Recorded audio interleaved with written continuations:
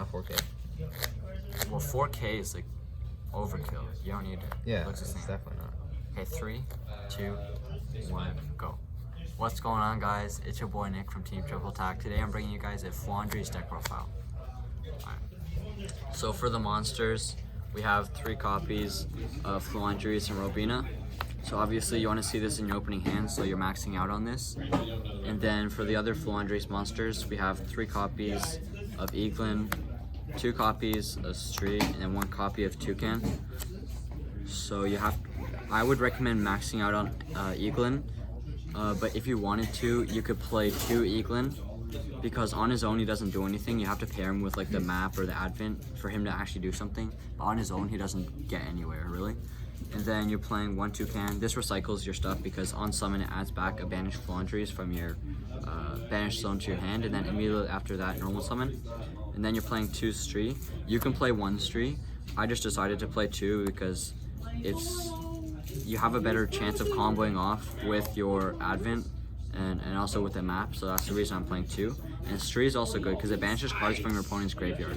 So you can banish cards like you can banish your own D-Shifter, so you can activate another one, and also you don't lose to Bestials. You can also banish your opponent's like Princess or any graveyard effects really. So that's it for the small Floo. The rest, we have the big birds, 2 copies of N-Pen, 1 copy of Ryza, and 1 copy of Mist Valley. Obviously, this is your boss monster. It makes all special summon monsters your opponent controls. They can't activate their effects if they're in attack position. And then if the battles banish, have their attack, so they have to be really beefy. And then they can't access code because he'll negate them. And then Ryza, he bounces cards, and then you can use 1 tribute if you tribute this. And then this is Omni Negate. I usually go for this instead of this when I summon the Eaglin. During my opponent's turn when I summon the trap, I go for this, not this. Because this, it's not that good, but this is way better. Omni Negate plus this, and Harpy's Feather Swarm, plus D-Shifter, you're not winning. And then for the rest of Floo's cards, triple map with 1 terraforming, so basically 4 map. So yeah, and then triple Floo and the advent. Obviously there's only 2 here, but you play 3. And then for the last Floo spell, play 1 Unexplored Winds, and then 1 trap card. So this, you contribute your opponent's monster to, or any card. You contribute any opponent's card if you tribute a level 7 or higher. And then it also allows you to recycle cards. It puts them on the bottom of the deck and draws the same amount.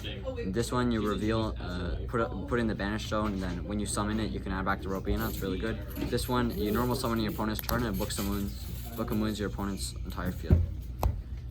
So yeah, and then for rest, 3 copies of D-Shifter, best card in the deck. If you see this, you're basically winning. So yeah, that's it for the monsters. For the spells, we have consistency, because you guys already know consistency is key. Triple prosperity, triple duality. So these are your pot. I know I love pot, right? Don't you, Jeff? Bro, what? What? That's crazy, bro. Don't worry about it.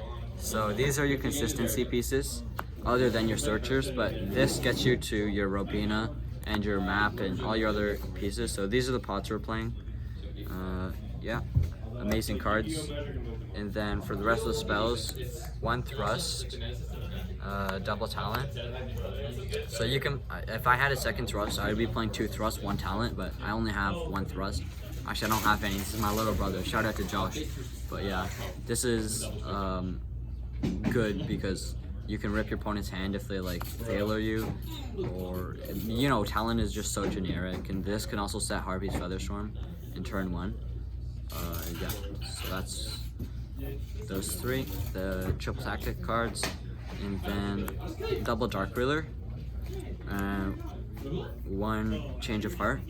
So these are like your main deck board breakers. We have a little bit more, but this steals opponent's monster. So if you steal like their Apo, it's really good because then you have 4 negates and you negate your opponent's monsters with their monster, so it's really overpowered. And then Dark Rulers, obviously, just if you go second and you see this, plus like any board breaker, you basically win the duel. So that's why. And then the last 4 cards in the deck, second best card in the deck other than D-Shifter. Actually, I don't know. I think this is the best card in the deck, right? is broken. Yeah. I want a ban. Yeah, I genuinely want a ban. Because if you're playing Snake Eyes and you get D-Shifter, you can make IP into SP or Appaloosa, right? Still under D-Shifter. This, you don't do anything. You set one pass. You bonfire, pass. Then the last trap card in the deck I'm playing is even the match. Just you can thrust this out, just like that. Thrust it in your mom. Bro, this guy. So yeah, you can thrust these three, and then going second you can thrust this. If they go flame bridge in the draw phase to push out the IP, you can go thrust, search this, battle phase, end of battle, this, main phase 2, combo off. So yeah, that's it for the main deck. Extra deck doesn't matter that much. These are the cards you send off Dogmatica monsters, so if they're playing Dogmatica Maximus, they make you send 2. Depending on the game situation, you can send any of these. Most people don't know what this is. When this card is sent to the grave, it targets the card your opponent controls, return it to the hand. So that's really good. Greer, draw 1 and just pop 2, not once per turn. So yeah, this is good if they make you send it from like Dogmatica cards. So yeah, I'm just playing 4. It doesn't really come up that much. Then for rest of the extra deck, you kind of put what you want, but I thought this would be good. IP into Nightmares, Appaloosa. This with Nightmare Unicorn is pretty good. Then I'm also playing Selene, Access Code, Amblo Whale, Anima to steal, and also to make the Dark Tremor with the Hida. So yeah, it's kind of cool because if you have like, I'll just show you guys something small, but if you have like, let's say a Robina and any other monster, you can turn the Robina into this, steal their monster, link those 2 into Dark, steal the monster, link those into this, gain 3 spell counters, detach if you have like a spellcaster in a grave. Do you even play any spellcasters? You don't play a single spellcaster, bro. I'm so stupid. No Veiler, no nothing. Well, if you have any of these, but or you can't even summon those once summon properly. Does it summon from your opponent's grave? Nope. No? Alright, then. I guess it's useless. Figuring that out now is crazy. Yeah, it's kind of stupid. I'll have to switch that out then. But yeah, it's fine. The extra deck doesn't really come up that much. Doesn't really matter. Yeah. And then side deck, double Lightning Storm. These are all your going second cards. I wanted to have a good amount of going second cards with also a good amount of going first cards. So yeah, triple nib. This is obviously very good. Breaks boards, and it's also just extremely powerful against combo decks. Punish them. Double evenly. You can thrust this out, but going second, just evenly match the whole board really hurts. And then Snake Eyes doesn't really have any spell / trap negates other than Hope Harbinger, but that's only spells. And then Lightning Storm, Board Breakers, obviously. It's back row hate and monster hate in one. Like, it's broken. There's a reason it's semi-limited. And then for the other cards, these are the going first cards. Triple Phantasme, triple Book of Moon, and then double Trap Trick. When you know you're going first because you lost the game, then you put these in because then you Harpy's Featherstorm it during your draw phase, then a Harpy's Featherstorm on res during the draw phase, and then it's the same thing. This is just more copies of Harpy's Featherstorm. But I want to put in the side deck for when I know I'm going first. And then this, when they summon a link, you could draw cards, and you can actually, during your opponent's turn, if you summon it, draw into D-Shifter. So yeah.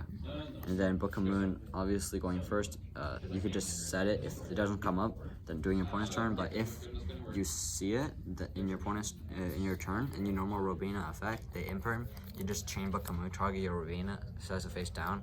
Your opponent's imperm loses target, or Veiler, or any targeting effects.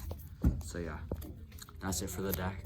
So hope you guys enjoyed the video. See you guys in the next one. Bye. How long was it?